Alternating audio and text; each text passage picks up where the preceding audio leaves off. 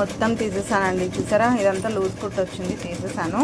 ఇప్పుడు వచ్చి దీన్ని మళ్ళీ సేమ్, అంటే నేను క్లాత్ అంతా రిమూవ్ చేసేసాను తర్వాత వెనక చూస్తే లూజ్ కుట్ ఉన్నిందనమాట, తీసేసాను. ఇక్కడ కూడా అదే ప్రాబ్లము.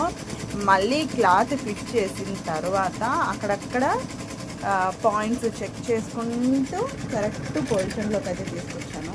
అక్కడ ఇలా చాలా బాగుంది కదా. ఇలా అప్పుడప్పుడు కొన్ని సమస్యలు వస్తూ ఉంటాయండి. వీటిలో కూడా వచ్చినప్పుడు మనం ధైర్యంగా ఎలా చేసాము అన్నదే ఇక్కడ మనలో టాలెంట్ని బయట పెడుతుంది.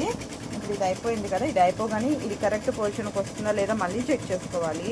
ఇప్పుడు కరెక్ట్గా పాయింట్ అయితే ఇక్కడికి వచ్చింది. సో ఇది చూసారు కదా, ఇక్కడ మూవ్ అవుతుంది అనమాట.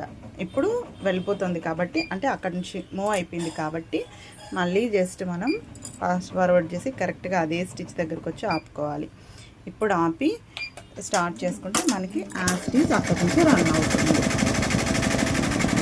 అది కూడా మనం చెక్ చేసుకోవాలి, అక్కడ ఎక్కడన్నా మిస్ అయిపోతుందా ఏంటి అని. ప్రతి పాయింట్ టెన్షన్గా ఉంటుంది.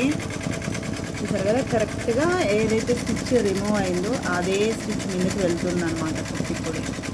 అలా పాయింట్ టు పాయింట్ మనము చెక్ చేసుకోవాలి, లేకపోతే చాలా ప్రాబ్లం అయిపోతుంది. ఇంత మంచి డిజైను పాడైపోవడం అస్సలు బాగోదు కదా. ఇప్పుడు చూడండి కరెక్ట్గా వచ్చింది, టైట్గా కూడా ఉంది. ఇలా ఇక్కడ ఫింగర్ కూడా లేదు చూసారా, ఇది కూడా మళ్ళీ నేను సరి చేసుకోవాలి.